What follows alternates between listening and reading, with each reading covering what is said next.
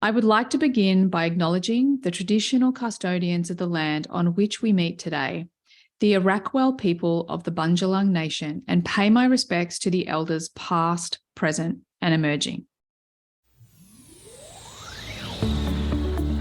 Hey everyone, and welcome to the Human Design Podcast with me, your host, Emma Dunwoody.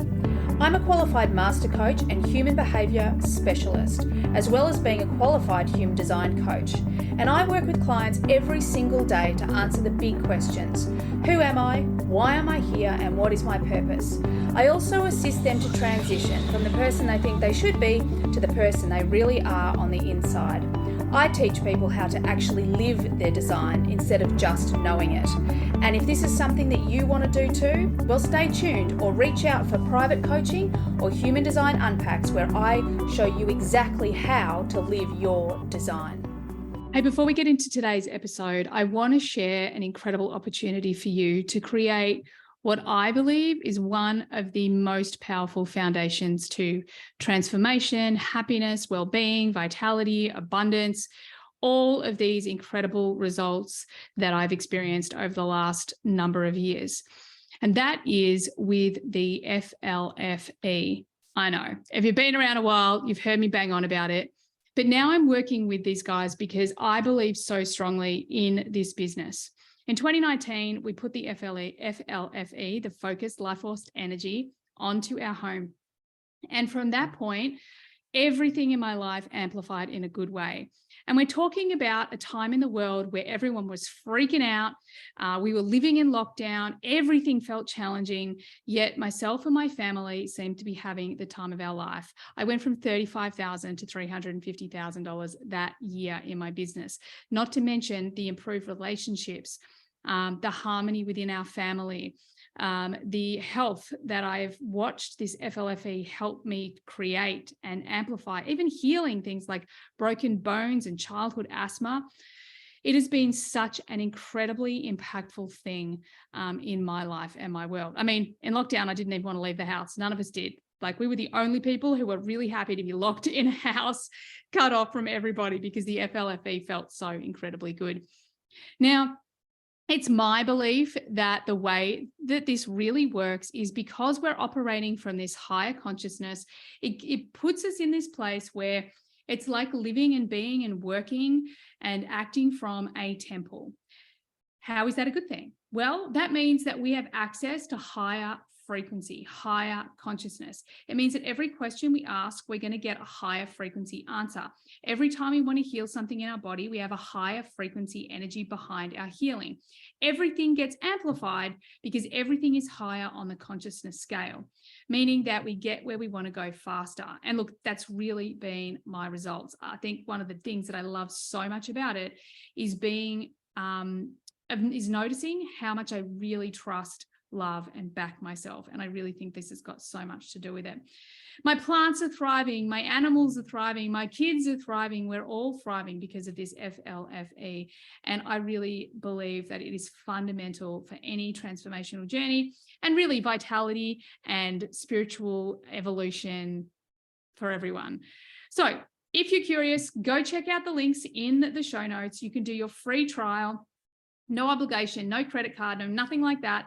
And then if you decide to sign up, it's super cheap. It's less than a coffee a day a week. It's a really, really affordable, powerful thing that you can do for yourself to completely transform your life. So go check it out. Enjoy today's episode. Hey, everyone, and welcome to today's episode of the Human Design Podcast. I am pumped and excited to share today's guests with you. One of them is a dear friend of mine who we met one night at a dinner party, and I swear we sat at this table for maybe 3.5 hours. I have next to no recollection of what happened that night other than talking to Sash. I don't know what I ate. I don't know who else was there. I was so fascinated talking to this human. And then she became one of my private clients. She became one of my great friends. Our kids went to school together. And over the years, she's become one of the most incredible coaches as well, who, like me, has navigated a lot of ups and downs to become just the most beautiful expression of herself. So I'm super excited to introduce you to Sasha and Daniel, her partner from the Wilde Way. Sasha is a 2/4 Sacral Generator and Daniel is a 5/1 Emotional Man-Gen. Sasha and Daniel specialise in relationships, human behaviour, and experiential healing. Their collective of 14 years as coaches taught them that patterns from previous relationships and upbringing adversely affected people's potential in love. Sasha and Daniel's mission is to heal the world's love by developing heart-led programs encompassing their signature 5 program codes to heal the love within you. No matter your love situation, it's time to find love, strengthen love, or lovingly uncouple so you can experience the love you deserve. These humans are amazing. They share their personal journeys as well, and I highly recommend their work. And you know me, I love an action. You can actually take their love currency quiz. Oh my God, I love a quiz. We're going to put the link in the show notes so that you can go and do that. And yeah, please enjoy these incredible humans and all the wisdom that they have to share about having beautiful relationships and actually experiencing and receiving the deepest love that you deserve. Enjoy. For couples to come into together as one with us, our criteria is that they still love each other and they're committed, even if they feel like the gap's too wide. The gap's too wide. Because we know that if they say we still love each other, we can help them find their way back to each other. Because then it's the individual journey that they need to go on. Because often it's not even the relationship that's broken. Yeah, snap. It's their individual thing that they need to go on, the things that they need to heal. I am so excited to share with you today a couple of incredible experts and very dear friends of mine. I'm pretty confident you've heard Sash on the podcast before. I'm pretty confident if you're in HDX, you would have also seen her on panels and popping up all over the place. Sash and I have had a long journey together. And one of the things that I most admire about this individual is how she has navigated one of the biggest challenges of her life over the last few years. And now with Daniel has created an incredible business to support other people to do it. So welcome Sasha and Daniel from the Wilde Way. Welcome. Thank you so much. Thank you for welcoming us. I'm so excited. You know, you're one of my favorite humans. You're just incredible. So obviously right now your specialty is relationships. You know, that's what you really do. And I love what you do is you're really helping people to learn to love again. And I think that for me personally and all of our years, like we've all been through the same coaching school, for those of you out there, which is we think very, very similarly. We work very similarly. But one of the things that I love about you guys is it's like you're redefining love, like what love actually should be. If it's resourceful and beautiful and all of those things, the way it should be. And it's not what most people experience. And we're going to dive into that. But before we get there, what I would really love is I'd love you to share the journey, because I believe that there is very often a catalytic moment that we have, like a dark night of the soul or a specific challenge. And we can have a shit ton of them. Let's be honest, I have. But tell us about that catalytic moment or that thing that's actually started this journey to create the Wilde Way and create this incredible relationship that you guys have. Yeah, well, it's quite a detailed story, this one, because there was so much non-awareness of the two of us, and I think that's possibly where we start. And it all led up the catalyst. We'll come back to but the catalyst was the catalyst was one conversation. Yeah, that stemmed it all. And that was from, should we go into that now? From a meditation that I had. Yeah, do it, because I've got goosebumps. So we've got a yes from whatever that spirit team of mine is saying. Yeah, fantastic. So it was one conversation that we had. So we essentially, I'd had a meditation, and this meditation took me, it was one of the Joe Dispenza ones. I think it was a pineal gland one. And I went beyond where I've ever been in a meditation before. And I had an image of this phoenix rising, which was Daniel's, business. And I saw this phoenix rising, and then I saw myself as an angel. So I was an external looking in, and I could see this angel floating around, and God was there. And God had just burned Metatron, and Metatron was Daniel. So I watched God burn Metatron, which was Daniel. And it was just this horrific experience that I just watched on, and there was nothing that I could do to stop it. And I came out of the meditation deeply wounded, deeply grief-stricken, to beyond what would be normal from you seeing an image in a meditation. And it stayed with me for a week. And the fact that we were friends. We were just friends. Yeah, we were just friends. We were just friends. We were doing colleagues, doing some things on Clubhouse and a few other different things. And we were just friends. It just wasn't even in my radar. And then all of a sudden I've seen this, and it stayed with me for a week, to the point where we were just sort of talking about how I'm not much of a crier. I had to release the grief somehow, and I had to find a trigger to help me release the grief. And I ended up having this massive cry, and started thinking, this is not logical. This is not normal. Where has this come from? Like, what is going on here? And so I never wanted to really say anything to Daniel, because I just thought, look, it's a meditation, the logical mind gets in the way. Like, how am I going to say this to someone that I'm just friends with and colleagues with? Like, it's weird. And anyway, what happened was we had a coaching call, or a phone call, I think, the following day after that massive cry. And I thought, and I was saying to myself that night, no, don't say anything. Like, seriously, no, we're good. As soon as I saw him, I said, I have to tell you that I've had this meditation and I saw all these things, and for some reason I can't explain it, but my soul is attracted to you that transcends the human. It's this soulful connection that my soul needs to be close to you. And then I freaked out, and I was like, oh, what have I just said? And it was just this. Yeah, but it was like, and I was in straight away. As soon as Sasha said that to me, I was like, I get it. Like, I'm in, I get it. And from that, like that conversation, we were both in. And up until then, we're supposed to be human behavior experts. We tell other we was oblivious. But like, soon as Sasha said that to me, I was in. I was like, I get it. I said, I feel the same. I said, I can't explain it. And that was the start of like everything. And we were in different states. We're in different states, and we were separating from our exes. Already separating from our exes, and it was this. It was like a complete blindside. Never expected or thought that anything would even have, like, anything. But this one conversation, and we didn't see each other for about 5.5 months. I think we didn't see, because of COVID lockdowns, we didn't see each other. So it was one conversation led to many conversations, many messages, many conversations about what is this, what's going on here.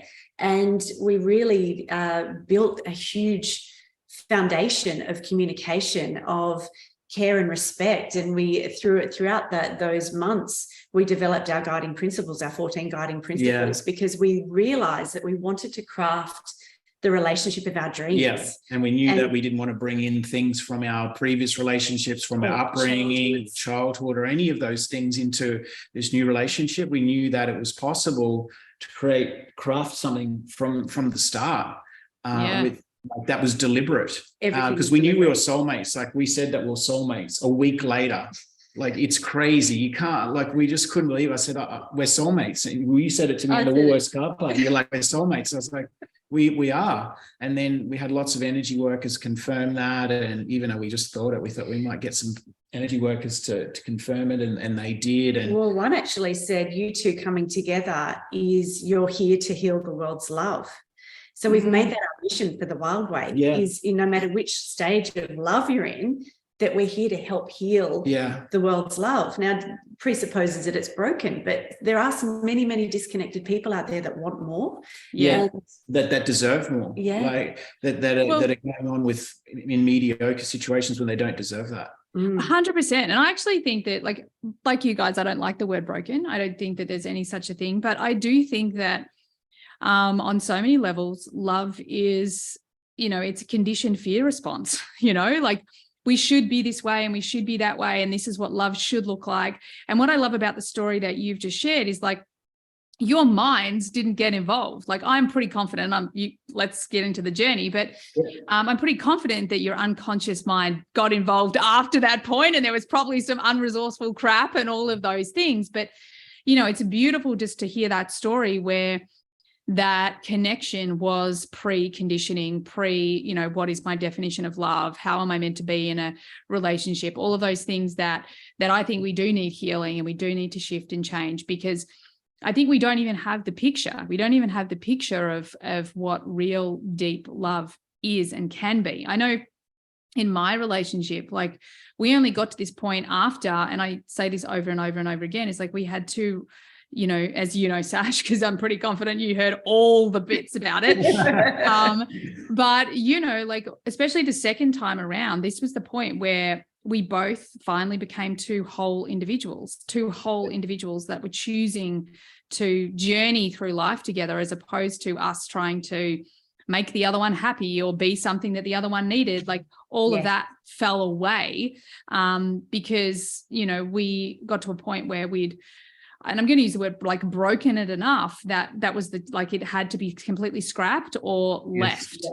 And I think a lot of people aren't even willing to get to that point. They're not even willing to have that initial conversation that starts that journey. Because once you're on the journey, it's really uncomfortable and so exciting at the same time. It's just the weirdest feeling. Yes. But yeah, do you want to respond to that? I can see. So, quickly, guys, I have to let you know, everyone out there listening, Sasha is a 2/4 Sacral Generator, cross of Service 3. And then Daniel is a manifesting generator, 5/1 cross of incarnation. So we got 2 generators here, and literally as I'm speaking, I can see their heads nodding and their mouths opening. I'm like, go, respond. There's so many things that I wanted to say. And I bet. What came up when you were telling me about, obviously I do know about the journey that you and Just have been through. But what came up for me was there needs to be, rites of passage is something that we believe people need to go through. So Daniel talks a lot to that in his King program. There's certainly things that I believe that women need to go through as a rite of passage as well. But then it just occurred to me, what you were saying is that was your rite of passage for your relationship. Yeah. That was something that you both needed to go through to redefine who you want to become in that relationship. Yeah. And I think that's, you have to burn down the old. Yeah. You have to burn down the old to create something new from the ashes. That's where I started the Phoenix experience before we started the Wilde Way years and years ago, when I first started coaching, is burn down the old and from the ashes comes the new relationship or the new you. And that's a big reason as well why we coach the men and the women separately before we come together as the couples in the program, is to, as you know, Emma, you and Justin had to go on both on your individual journeys to become that whole person, to come together as one whole, but it's one whole of 2 individuals uniting as one in a sanctum. Yeah. I love that. And you know what I see all the time, or I hear all the time, is in most cases it's the woman, but not always. She's on her growth journey away. And this was my experience. Away she goes, she's growing and evolving. And she just has this moment that she's like, oh, fuck, he's not coming with me. What does this mean? It means a lot. Go, please. Like, I reckon like half of my listeners will be going through this. Yeah. Yes. And look, and I totally get it. And then this is a big reason why I used to coach a lot of women, because women were the ones that wanted to be coached and would come to me. And then I made a conscious decision, and came into meditation. Well, it came into meditation. Last year, she said that you can't coach women anymore. You need to take men on this journey and show them what it means to be a king, what it means to be a man in this world now. And men often don't. Men don't go on the journey, and like they grow apart. Like the women goes on her personal development, and the stats show this. The stats are like something like 79% in favor of women that like do more personal development, buy more books, more courses than men do. So it's not just an idea that we have. It's not a theory. It's fact. Yeah. And I know that obviously men, we're taught to deal things on our own and all of these things, but sometimes I think that there's there's different ways that men need to be coached than women as well. And there's a lot of messages out there about men being, self-love movement and all of these things. And when men, we don't need that. No. We need to know that we matter. We need to know that we're respected. We need to know that we have purpose and meaning and all of those things. And a place in the world. And a place in the world to know that where we belong. And I don't think that message is getting to men. I think that they think, oh, personal development is we just sit around and hug all day and self-love, and men don't need that. No. Oh my God, I love this. I feel like you've just opened a can of worms that I'm really curious about, because I think we actually spoke about this when we caught up very briefly for lunch recently. It's like, I see that there's so many men around at the moment. And one of the things that in my community, I have so many people going, my husband doesn't know where to go and what to do and, who to talk to and all this sort of stuff, because like, it must be hard. And I know there's going to be a lot of women out there cringing right now, but it must be really hard to be a man right now, because we're talking about the rising of the feminine, where equality, like all the good shit.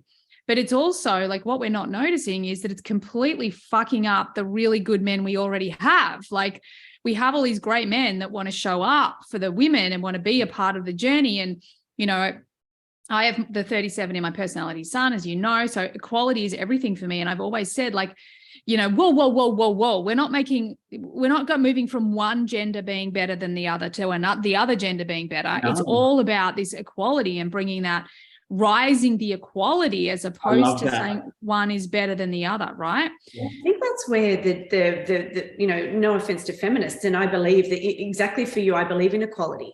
What I don't believe is that we demonize the other sex for the women to be able to rise. Exactly right. And so what we're hearing is, if you're assertive as a man, what's the messaging? You're toxic. Yeah. And don't get me wrong, there is toxicity out there for both men and women. But the point there is that men seem to be getting the hardest stick. So men are finding that this way of, well, maybe I need to be passive. Maybe I need to not speak my truth. Maybe I need to not step up in those times, because they're afraid of the messaging that is undercutting that strength. Whereas we truly believe that men need to rise and be strong again, functionally strong.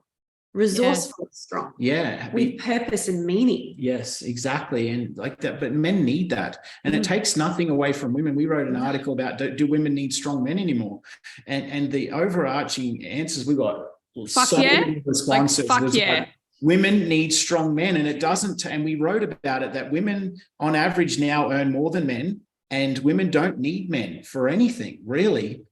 But they actually do. Men, like, they don't need, because women are successful in their own right, they're amazing leaders, all of these beautiful things that women have created based from oppression, and they've taken back the power, but they still need a strong man in their life to make them feel safe, secure, and feel loved, so they can be in their divine feminine flow. Yeah. And that's where their creativity comes from. Like, there's no sense of doing all this personal development and going on this massive personal development journey that if you don't have a man in your corner that can make you relax into your feminine energy, and that's where your creativity comes from. And it's emotional safety. So there is not one person on this planet that could come to me and say, I don't need emotional safety, I'm good. If someone does, that's a self-reliance pattern, or they're too and they're masculine. And so, this is so much about polarity and bringing that divine balance back into the world.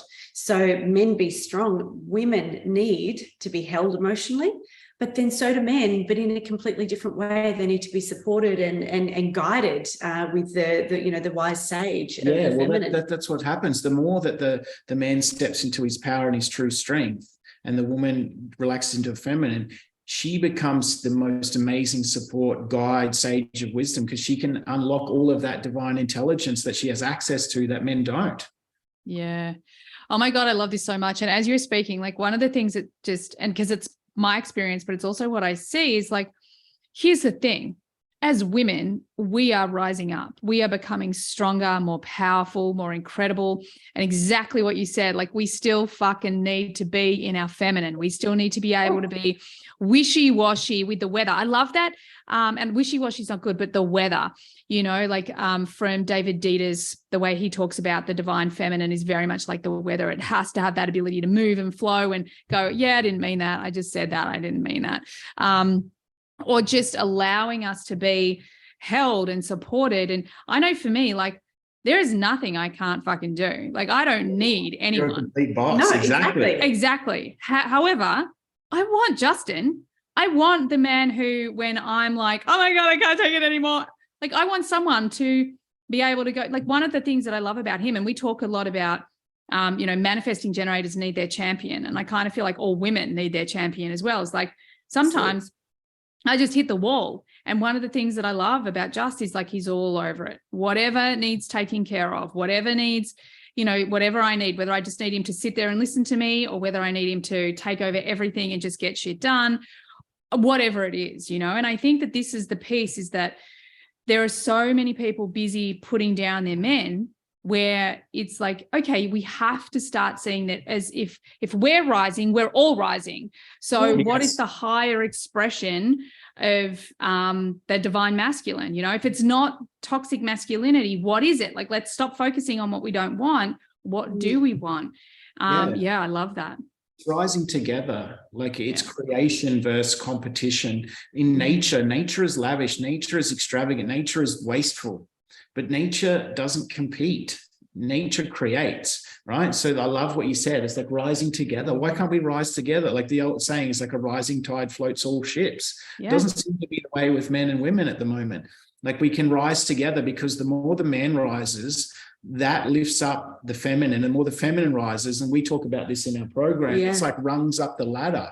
Like, as one rises, it lifts the other person up, and then they rise up and they bring you with them. And then it's this constant, like, just upward motion, upward leveling up of each other, up the rung of the ladder to, and in that process of going together builds connection. When you grow and you're supporting each other, like, with the reciprocity on the way up the ladder, like connection builds and intimacy grows as a result, and everyone's better for that.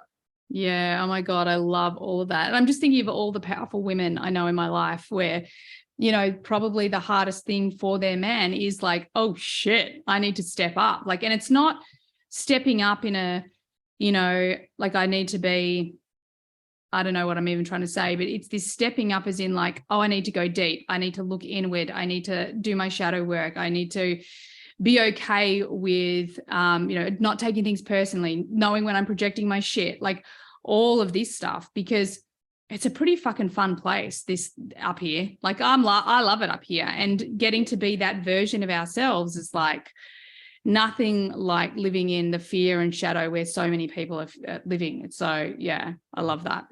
And that is so much of what we, what is sort of happening out there, is that people are afraid to go on that journey, but but staying in the fear and staying in the anticipation of that growth is far worse than diving in. And Daniel has a part of his King program where it's really about face your dragon, face the thing that is that story or that situation or that experience that is holding you back. Because so many people, men and women, will go, oh, avoid. But the energy that it takes to avoid is far greater than going, you know what, floodgates open, let's go. Because we know, the three of us know, because we've been deeply involved in our own personal journeys for so many years now, that what's on the other side is the juice. And now anytime I'm triggered or there's something going on, I'm like, okay, this is what I need to, and I lean into it, knowing that I work on that.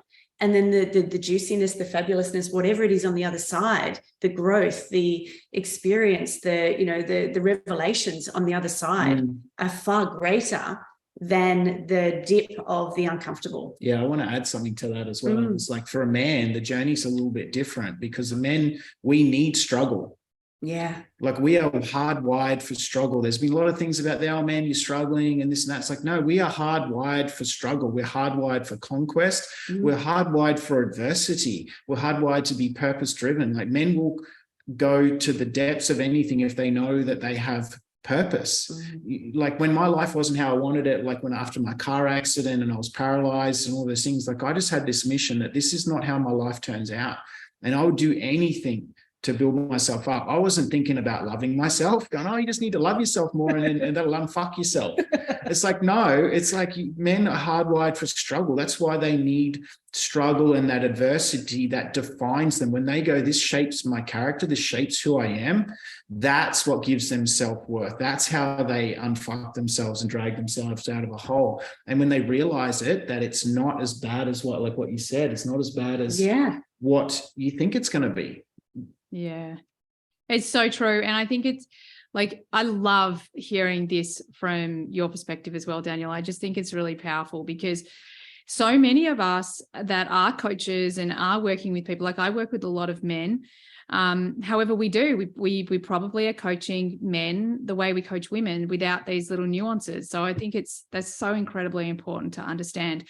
And I just want to touch on one thing before I sort of change direction a little bit, is like, one of the things that I've learned over the years through my personal experience and with all the clients that I've worked with, that thing that you guys were talking about, I call it the elephant in the room. You know, there's that thing that you think, oh, that doesn't matter. Like, I just pop that over there. I'm just going to do my business. I'm going to do whatever, and nothing, no success, no nothing, because the fucking elephant needs addressing. Yeah. And so often when we first have that conversation, and I know for me, I would almost say in almost any challenge in my life, the moment I commit and I have that first conversation and I say, I feel this, that thing that I never wanted to say, that from that moment on, it's easier than it's ever been. You know, even though you face really hard stuff and uncomfortable conversations and blah, blah, blah, all of a sudden the momentum starts, you're moving and you know that you're heading towards something that is better than this. So yeah, I love what you said before, Sash. So I just wanted to sort of highlight that. Yeah. So what I want to ask you guys about is, because there's a lot of people, and again, I work with a lot of people that literally question their relationship all the time. And here in the room, we've got a couple of different expressions of it, because Justin and I broke it and remade it. And you guys went through, I know it was really fascinating, and I hope it's okay to talk about this. I'm just assuming it is. Yeah. One of the things I thought was really fascinating, Sash, I mean, you know, that beautiful, pure sacral being that you are. But one of the things that I thought was so fascinating about the uncoupling process of your relationship was like, you just knew that, no, we're done here. Like, no, I don't want to work on it. No, I don't want to, whatever. Like, I love you as my, partner in this journey to continue to raise our children, but this isn't going any further. And there was nothing else to go to. There was nothing external trigger that was sending you in another direction. Like, that clarity, I thought was like, that blows my mind, because mine was like, yep, no. And that sort of leads me into the whole solar plexus discussion, which we won't have quite now. But do you want to talk about that? Like, relationship number one, maybe who you thought you should be, then you actually do all the work on you and you get to this point where you don't go, well, maybe I should work on it. You just go, this ain't going to work. Because I reckon there's a lot of people out there that have that. Yeah. The thing that was fascinating, well, I guess, to sort of go back a little bit, I was processing for a number of years. Yeah. So I was processing for about 5 years, and that's where I did the yes, no. How could I do this? I don't want to break up my family. What's the impact? All of those decisions and thoughts would be going through my mind, and then it would be okay, and then it wouldn't be, and then, so it was a process. I went through a lot of processing, but it was a very private processing. I wasn't talking about it to other people. I wasn't sharing it. It was really internally me understanding where I was going. Then what happened was, there was a sort of a fight that we'd had that I never really recovered from. And that was that was probably about 9 months, a year before we actually separated. And I tried in that time really hard. I was doing a lot of Kundalini activation process, and I was doing a lot more body work on myself. And I really, during that time, birthed my femininity, and I became so deeply connected to my intuition and to source that the clarity is where I really got that from. And obviously my sacral, I've always trusted my sacral. And it really, truly opened throughout that process as well. And so it came to a point where it was. Yeah. And I know it's a hard thing to consider if you haven't had that experience, but I had done a lot of processing. I had done a lot of, and for a long time. And so had he. 8 years of it.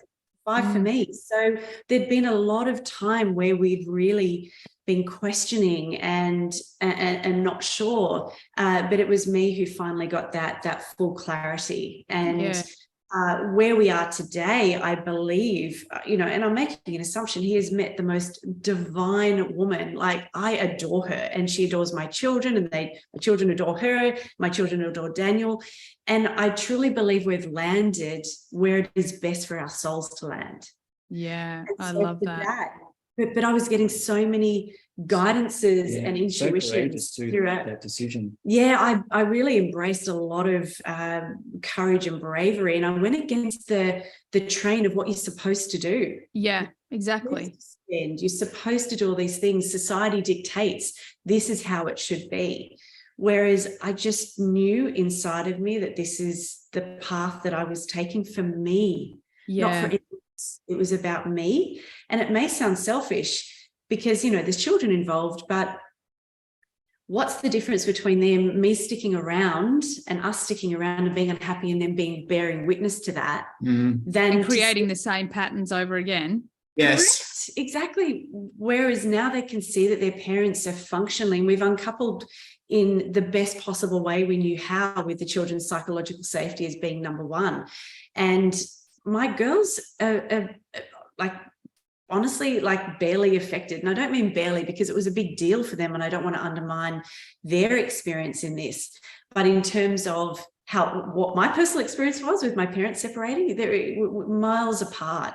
And the love for our children trumped everything, trumped even more than what he and I were specifically going through. It was really about how do we focus on our beautiful girls and make sure that they feel safe and supported and loved.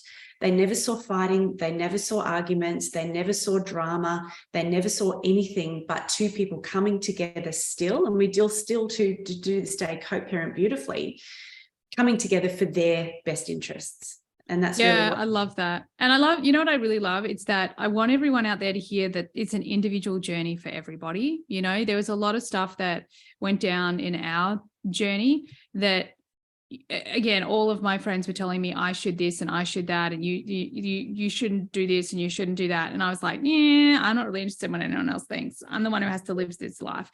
Yeah. So I love that you're really following your own truth. And I even to the point where, you say, I don't want to, I know it sounds selfish. And I think we all know, if we're really, really honest with ourselves, that what we're hearing is a resourceful sense of selfishness. It's that in the long term, the best thing for you, of course, is the best thing for everyone. And I reckon you girls are the most bloody balanced kids that have been through this that I've ever met. So it's so cool. Daniel, is there anything you want to share on? Because you've got a same but different kind of journey. Do you want to talk about you moving away from your first relationship? And then I want to dive into how you actually help people come back together.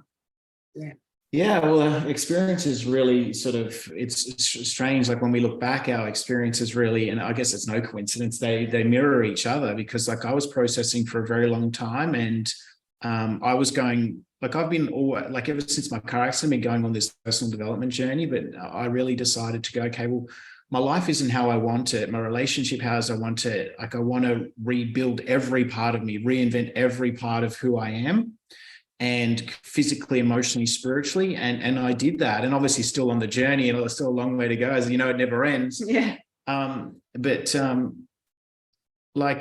my ex, she's a great person. She's an amazing mother, but she didn't want to change at all. That was her journey. She was just like, I'm happy. Her exact words were, I'm happy how I am. And I wanted her to come on this journey with me together, of this personal growth journey. And, like everyone, she had some stuff that she needed to heal, but she didn't want to do that. She's like, no, I'm happy. And she wanted convention, white picket fence, a man that just comes home from work and was there for her. And that's what she deserved. And I wasn't that for her. And I knew that I wasn't meeting those needs, and I was never going to be that guy. And I tried to convince myself for years and years and years that try and make it work somehow, or do it for the kids, or, financially it's better. All of these reasons I tried to come up with to stay. And then there was a catalyst fight in 2019 where it was I couldn't come back from. And then COVID hit, and then that was kind of like a saving grace, because it was like we just walked around the neighborhood as friends with because we'd only been friends for so long. And I just really realized that, and like I wanted more in my life. Like I wanted more than just friends. She was okay with friends and the white picket fence, and that's beautiful, and that's what she deserves. But for me, I wanted what we found. Like it took a lot of courage to leave that, because for obvious reasons, my boys, and there was nothing wrong with the relationship, but like I want a deep soulful connection and love and something that was like just wake up every day with passion and mission and focus and all of those things that we found together. So and I love that. And the courage that it would take, because I think this is another thing that a lot of my listeners face, like the courage to say, oh, she doesn't want what I want. I can't change her, because we can never change anyone but ourselves. So I have to make a choice, and I think that there's so much courage in that, to make that choice and to be able to follow what you can't help but follow, because ultimately it's my belief that in many cases we're going to blow up our life unconsciously if we don't do it. So we may as well consciously, consciously do it anyway. So let's talk about how you help couples come back together. Like, is it a journey of like you said, you work with them separately and then they come back together? But what are the things that most people, like, what are the things that surprise couples, like that they have to work on or they have to work through, or like, what are the big surprises that maybe most relationships don't know that they need, and they're the game changers to improve a relationship?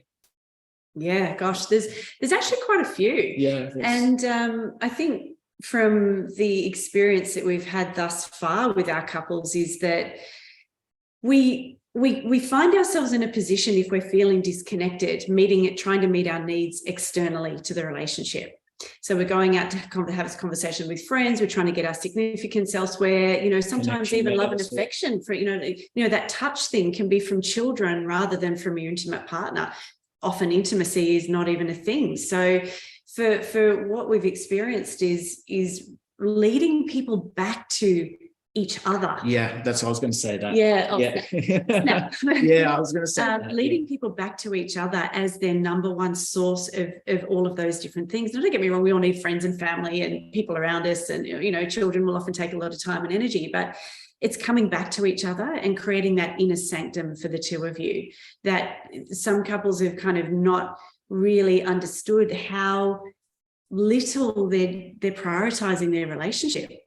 Yeah. And it's no wonder, because there's distractions, businesses, family, friends, external, everything, even our externalized thinking. Often we don't believe, we need to be reminded that everything comes from the inside of us. It is not gained on the outside of us. It needs to be coming from the inside of us first. And so inside of yourself, but then the inside of the relationship for the two of you. Yeah. So that's something that we really spend a bit of time with. Well, it's an active decision to turn towards each other. Yeah. Like an active decision, because if someone's going out, like we sort of spoke about, like a lot of your listeners, these wonderful women that are driven and, want to improve themselves in every area of their life, they're growing, right? And then the gap widens. And then what happens is resentments can build and the gap gets further and further. But if the couple, one of our sayings is everything is figure outable. If both couples make an active decision to turn towards each other again, everything is figure outable. Yeah. Like it is that simple. And then it's a choice. And then it's an invitation rather than we need to go to marriage counseling and sort this out and it's a blame fest. No, it's an active decision to both come together on for betterment, on a growth journey together. Yeah. Yeah.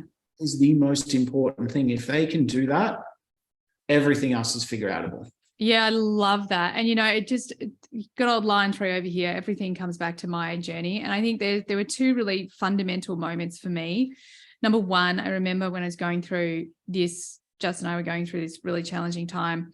And one of my girlfriends said, and we were like trying a date night. We were doing the date night thing. I mean, we do a bit of that now, but still we were doing the date night thing. And one of my girlfriends said, oh God, I couldn't think of anything worse than going out with my husband. And I was like, holy shit. Like, he's the first person I want to go out with. Do you know what I mean? Like, And it was just that moment that I was like, oh, we definitely need to work on this, because if he's still the person I want to go out with the most, like, and then that other piece was, this piece about a fundamental choice, right? I've talked a lot in the past about how my mind was going, run, get out, leave. And my whole body, like my solar plexus, my sacral was like, you're not going anywhere. And one of the big things for me is that, and probably is very, very different to your experience, was that all I could see, like all that I was being shown, was this journey together as a family. And it was, yes, about me and Justin, but it was also about the four of us. And it was also about showing the kids about, investing in, the relationship and developing this, and all of these things. So I love what you say, because I definitely had that moment. I had that moment where I made the choice, and I was very clear about it. I was like, well, this is what I want. This is what I see. This is what I believe in. And if that's not what you want and not what you believe in, then we can't be on this path. And of course, for us, it was like, Justin was like, yeah, I'm in, I'm in. So I just think it's so important. It's so important to understand that this isn't like, you guys have this amazing soul journey, or this soulmate experience. But I want people to understand that, like, Justin and I are soulmates too, and he's a line 6, this is the thing. However, it doesn't just mean it's a fucking simple, airy-fairy. No way. Oh my God. Like we are on no illusion. And that's exactly because that's just lit us up. Because we were we don't rely on that. We don't rely on that. We knew from the start, didn't we? Yeah. We were like, we couldn't rely on the fact that we were soulmates to make it work. No. Like, it just doesn't work. It just doesn't work. One of the biggest myths about relationships, that they just work. It's like, you can't look good and not go to the gym. I'm sorry. Like, it just doesn't work. I don't care what you say or how good it doesn't happen. If you want to look good, you have to go to the gym and do exercise. And this is exactly regularly, same as a relationship. If you want a great, amazing, soulful connection, you need to work on it every day. God, and we do, because we have learned what happens when you don't. Yeah. I think that's a really big fundamental difference. Because we knew that, we are soulmates, and we're best friends and confidants and teammates and business partners, and we do everything together. We do everything together, like literally everything. And but the point there is that you can't rely on, we'll be fine. No, it'll just happen. It's a process, and that's the biggest misnomer I think that people experience, is that when they first get together, all those love emotions and all those happy hormones and everything's going wonderful, explosive sex, all those things, and they expect that that's just going to continue without the work because it was so good at the beginning. And that really what we're doing is, when we're working with couples, we can work with new couples so that they don't create the patterns of the past in their previous relationships, and they can co-create a beautiful relationship, or people that have been together for a really long time that are still playing out those same patterns, or that really want a deeper, more soulful connection, but they've lost their way somehow. And it's about bringing them back to that phase of work on it, my friends. Leave old past hurts behind. Sorry, I'm on a roll. Go. Leave old past hurts behind, and we can be a bit like, no, I want to say everything. I want to say everything. Leaving old past hurts, coming to speaking your truth and sharing your vulnerabilities and all of those different things that may have happened at the beginning, but have somehow, been diluted through all of the different things that happen in life. And it's about that turning towards each other. And then, we've got these beautiful rituals that we can take them through to ensure that they're thriving in this new chapter or this new version of their relationship. Because I was just going to add to what you're saying. It's beautiful. Good when you go on a roll. I love it. We were self-confessed lone rangers, and the pull to just solve things on our own at the start. And we're human behavior experts. We've been doing this for a very long time, and we know, like, we could feel the physical, subconscious. It's like a biological thing inside us, the pull to lean away when there was challenges, and solve things on our own. Like your version of running. Wanting to run. Exactly. We had that. We had that because we're good with this beautiful, intimate connection. It's like we are bearing our everything. Like there's no, we're all in, we're like in the deep end of the pool floating out to sea kind of thing. And then something would happen. And then we're like, the physical pull to lean out. So one of our guiding principles is when you want to lean out, that's the key to lean in harder. And that's pretty much built our connection, didn't it? It did. It's broke our old patterns of lone warrior and lone ranger, and that one thing really, well, rest of our guiding principles, but that one thing really broke that old pattern of trying to solve problems on our own. Yeah. Because if we had to entertain those old patterns, we wouldn't be here today. No. Yeah.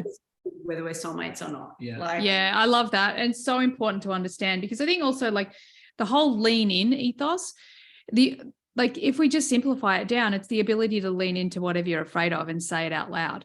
And the moment that you're starting to say the things that you're afraid of out loud to the person that you love the most and the person that you're most afraid of losing, and then you do that enough times, you're like, sweet, I'm good. It's safe. It's safe to say what I really want to say because they're not going anywhere. So I love that.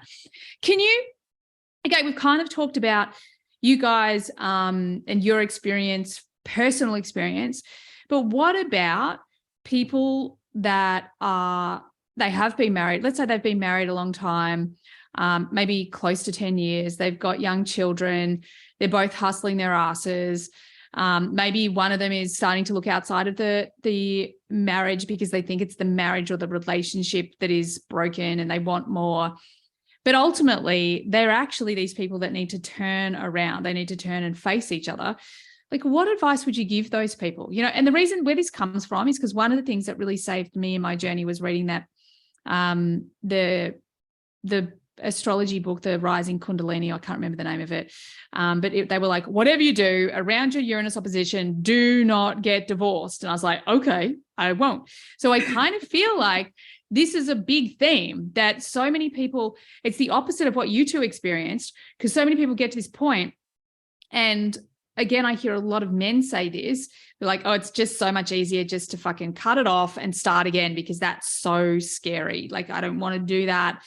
So what would you say to people that are at that point, that they're starting to go, maybe it's just easier to cut this off here and start over? And instead of doing that, how do they know whether they stay, they go? Like, tell us a little bit about that. Yeah, it's a great question. And it really comes down to, I believe, a really simple question back to them. And that is, do you still love this person? Can you imagine your life truly, not just because it's easier, but truly without them? I love that. Yeah, it's a simple thing. So simple. So simple. Just like you had the experience. That's exactly my experience. That's exactly my experience. Like, how do I see my future? Yeah. And that is actually for couples to come into together as one with us. Our criteria is that they still love each other and they're committed, even if they feel like the gap's too wide. Because we know that if they say we still love each other, we can help them find their way back to each other. Because then it's the individual journey that they need to go on. Because often it's not even the relationship that's broken. Yeah, snap. It's their individual thing that they need to go on, the things that they need to heal to come together as one. And we found that you've coached women and then the men. And said the man has got to come and coach with me. And as soon as the man comes and coaches with me, like instantly the relationship improves because he just gets over this boyish stuff that he's carried on for ages, steps into his true king, into his man. And then the relationship, they just automatically start to turn towards each other. It's just a phenomenal thing to experience and be a part of. Yeah. So sometimes my private clients will then, I'll be like, I really believe that your man needs to go with Daniel and have an experience with Daniel. And exactly that, they have this shift in the relationship and the woman can grow even more when her man is growing with her. And that's, I think even you and Just really decided to go into his own journey. Yeah. And he grew and you've been growing exponentially and the two of you have been lifting each other up. Yeah. And that's truly what excites us about the program that we have, is that we really can get people back to that state, even beyond what they thought was possible. Yeah. And it's the healing, the love, it's. I love that so much. We literally call Justin 2.0. We call him Justin 2.0. Like, I know you know that, but it's hilarious. There's no shame in that either. No, God, no. He's like the opposite. Yeah, that's what I mean. But men seem to think that, like, people, and a lot of people defend their situation. This is what I coach a lot of men through. They'll defend it. It's like, this is just how I am. It's like, no, the reason why you are how you are is because of all the things that have happened into your life. It doesn't have to define you. And when they realize that they can change and that their past doesn't have to define them, they can become who they want. Like, it's just this opening up, like Justin 2.0, these men go, right, okay, well, there's nothing wrong with changing. There's nothing wrong with, like, just emerging, from the phoenix, rising from the ashes. It's incredible. Yeah. Oh my God, I love it. I love it all so much. It's so good. And I think that at the end of the day, we are, like, through the frame of human design, we're going into this time, this new paradigm where intimacy and freedom, these are going to be some of our defining energies. These are going to be our governing, I should say, energies. And I think that we are in a time that we need to redefine things like love and intimacy. And, one of the things that I've seen a lot of is there's a lot of, like, couple coaches or programs, and it's all focused on sex, and I'm like, oh my God, like, for me, for our experience, like, that's great. That's all good, tick. However, it's the people that we've become. It's the depth of intimacy, the depth of vulnerability, the conversations that we can have, the way that we speak to each other, the journey, the challenges, all of these things that we weren't fully invested in before we, went through our own healing journey. And I think that's the piece that in our experience, like, we get to experience this level and this depth of love that I think so many people don't get to experience. And it's because, we're willing to go there with ourselves and with each other. And it's a whole nother experience. It's the best, like, really. Yeah. And that it's so true. And Ems, and that lights me up hearing that that's your experience, you and just, where you're at, like, that is just magical. And we know that that's available to everyone. Like, there's no exceptions to this rule. Yes, I love that. It's so true. It's like, oh, but that works for them, but that won't work for me. No, anything that you want in your life is attainable and achievable. And you deserve it. And so why sit around going, well, it's not really how I want it, and la la la la, versus actually let's have a conversation. What is it that's missing in our relationship that you would like more of? Where have we gone? Can we come back to each other? Even those conversations to start the idea that it can be, and you can feel that depth of love that you yearn for, then everyone's yearning for it. Everyone is yearning for it. It's not just something that some people have and some people want. It's like, it's inherent in our DNA, the need to feel appreciated, the need to feel loved, the need to feel a part of something. Well, we're tribal.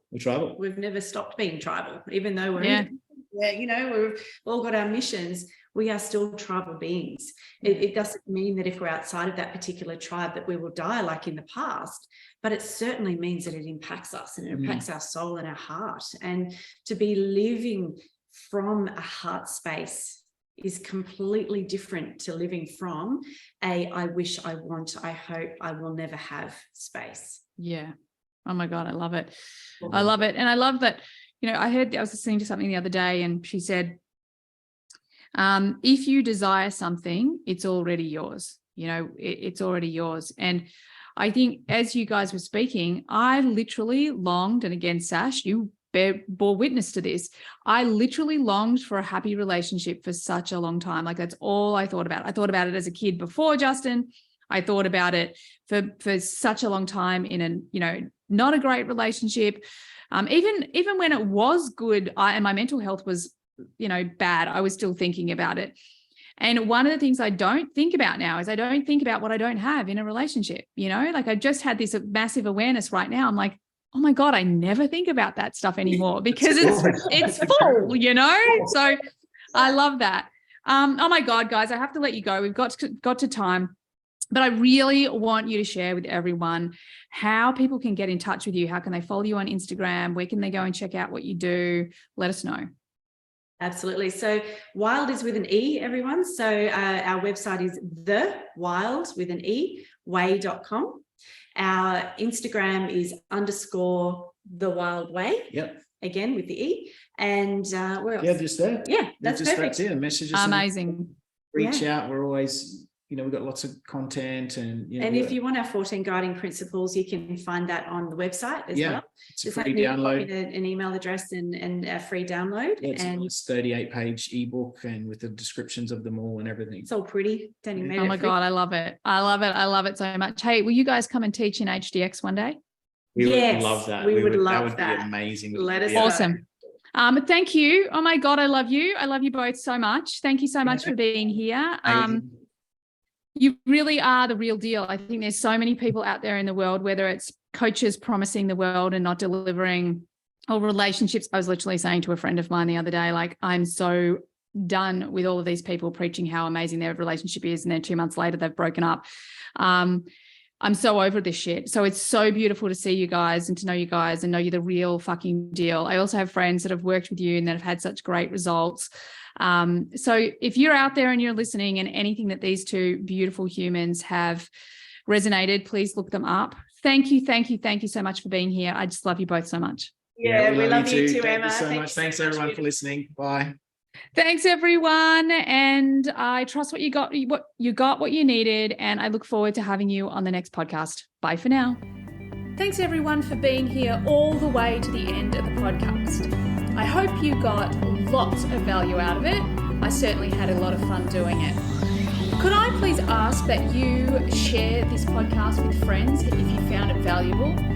And also, bonus points, could you leave a review for me as well on Apple? It would be greatly appreciated. If at any point you would like to be on the podcast, or you've got questions that you'd like me to discuss on the podcast, by all means get on my socials and DM me. Everything you need is there in the show notes. Have an awesome day. Bye for now.